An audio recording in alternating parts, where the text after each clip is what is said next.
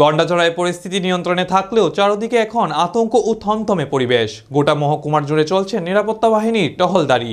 আইন শৃঙ্খলা নিজেদের হাতে না নেওয়ার পাশাপাশি শান্তি বজায় রাখার জন্য আরক্ষা বাহিনীর তরফ থেকে বরাবরই করে যাচ্ছে মাইকিং। মুখ্যমন্ত্রী ডক্টর মানিক সাহা গন্ডাছড়ায় শৃঙ্খলা বজায় রাখার জন্য বাহিনীকে সজাগ থাকতে করা নির্দেশ দিলেন। শুক্রবার রাতের ঘটনার পর রবিবারও উত্তেজনা বিরাজ করছে গন্ডাছড়া মহকুমার বিস্তীর্ণ এলাকা। আধা সামরিক বাহিনীর টহলদারি করছে উত্তেজনা প্রবণ এলাকাগুলিতে। দোকানপাটও বন্ধ রাখা হয়েছে, স্কুল কলেজ সবকিছুই।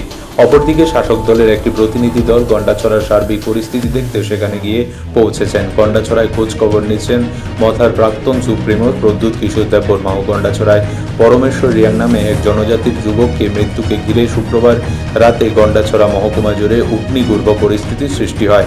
অজনজাতি অধ্যুষিত গ্রামবাসীদের বাড়িঘরে হামলা, মারধর, ভাঙচুর, লুটপাট এবং আগুন লাগিয়ে দেয় একাংশ সমাজ বিরোধীরা।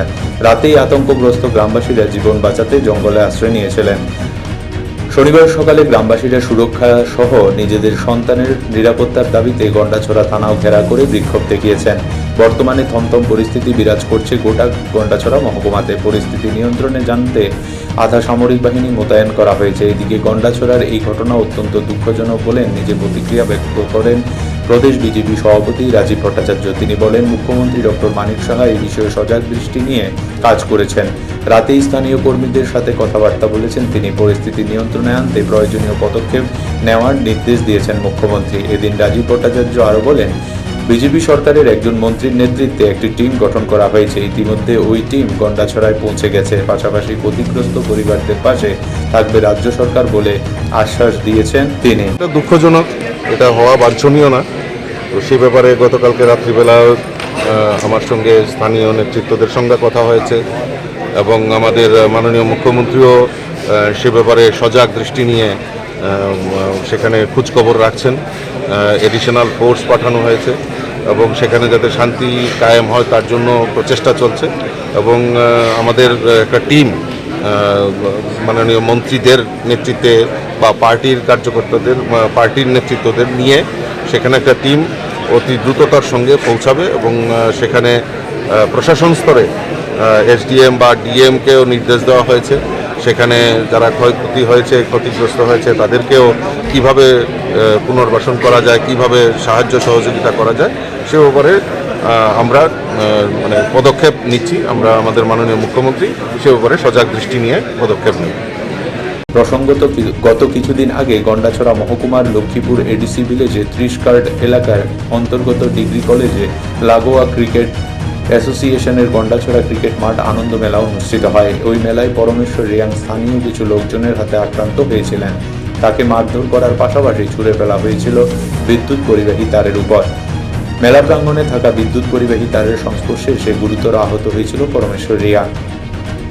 পরবর্তীতে দমকল কর্মীরা আহত পরমেশ্বর রিয়াংকে গন্ডাছড়া হাসপাতালে নিয়ে গেলে সেখান থেকে উন্নত চিকিৎসার জন্য তাকে জিবি হাসপাতালে স্থানান্তর করা হয়। কিন্তু শুক্রবার দুপুরে পরমেশ্বর রিয়াং জিবি হাসপাতালে চিকিৎসাধীন অবস্থায় মারা যায়। মুখে মুখে এই খবর ছড়িয়ে পড়তেই গন্ডাছড়ার কিছু অংশের মানুষদের মধ্যে ক্ষোভ ছড়িয়ে পড়ে। এর মধ্যে একাংশ স্বার্থবাদীদের জনজাতি এবং অজনজাতি অংশের মধ্যে জাতি বিদ্বেষ তৈরি করতে উস্কানি দিয়ে শুরু করে। বিভ্রান্ত হয়ে এক সময় একটি অংশের কিছু মানুষ রংদেহী মূর্তি নিয়ে গন্ডাছড়া 30 কার্ড এবং নারায়ণপুর চৌমুহনী বাজারে ধ্বংসাত্মক মনোভাব নিয়ে ঝাঁপিয়ে পড়ে।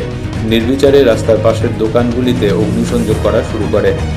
পরিস্থিতি নিয়ন্ত্রণে আনতে আরক্ষা প্রশাসন কাঁদানে গ্যাস ছুড়তে শুরু করে, কিন্তু পরিস্থিতি নিয়ন্ত্রণে আনতে ব্যর্থ হয় পুলিশ বাহিনী, যার কারণে কিছুক্ষণের মধ্যেই শান্ত গন্ডাছড়া অগ্নিগর্ভ হয়ে ওঠে। গন্ডাছড়া মহকুমার সদর বাজার নারায়ণপুর চৌমুহনী বাজার গ্রামীণ হাট হিসাবে পরিচিত মনোরঞ্জন দাসপাড়া বাজারটিতে রাতে নির্বিচারে অগ্নিসংযোগের ঘটনা ঘটে। তীব্র আতঙ্ক ছড়িয়ে পড়ে জনজাতি এবং অজনজাতি উভয় অংশের মানুষের মধ্যে। অপরদিকে পুলিশ ফোর্সে নিয়ে প্রশাসনের তরফ থেকে রাতের মতো পরিস্থিতি সামাল দেওয়া হয়। অপরদিকে এই দিন সকাল হতেই গোটা মহকুমা জুড়ে শুরু হয় আধা সামরিক বাহিনী টহলদারি। শনিবারেও উপস্থিত থমথমে পরিস্থিতি।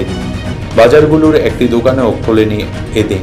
শুধু তাই নয়, মানুষ মহকুমার ডিগ্রি কলেজ, গন্ডাছড়া দ্বাদশ শ্রেণী বিদ্যালয়, কবিগুরু স্মৃতি বিদ্যালয় সহ দুটি ইংরেজি মাধ্যম বিদ্যালয়েও এদিন বন্ধ রাখা হয়েছে। এদিন মহকুমা শাসকের পক্ষ থেকে শনিবারও বিএনএসএস 163 ধারা জারি করা হয়েছে।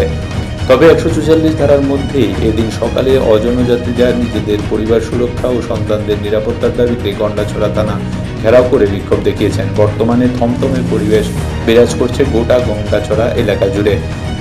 এদিকে পূর্ব ঘোষণা অনুযায়ী গন্ডাছড়া মহকুমার সার্বিক পরিস্থিতি বিশ্লেষণ করে ত্রিপুরা মতা দলের প্রাক্তন সুপ্রিমো প্রদ্যুৎ কিশোর দেববর্মা এলাকায় শান্তি বজায় রাখার আহ্বান জানান। প্রকৃতপক্ষে সামগ্রিক ঘটনার খোঁজ খবর দিয়ে তিনি পরমেশ্বরের খুনিদের জেলে ঢোকানোর অঙ্গীকার করেন। মৃত পরমেশ্বর রিয়ানকে পরিবারের এডিসি প্রশাসনের তরফে তিনি 1 লক্ষ টাকা ক্ষতিপূরণ দেওয়ার ঘোষণাও করেন প্রদ্যুৎ কিশোর দেববর্মন। নিজস্ব প্রতিনিধি রিপোর্ট, এশিয়ান টাইমস।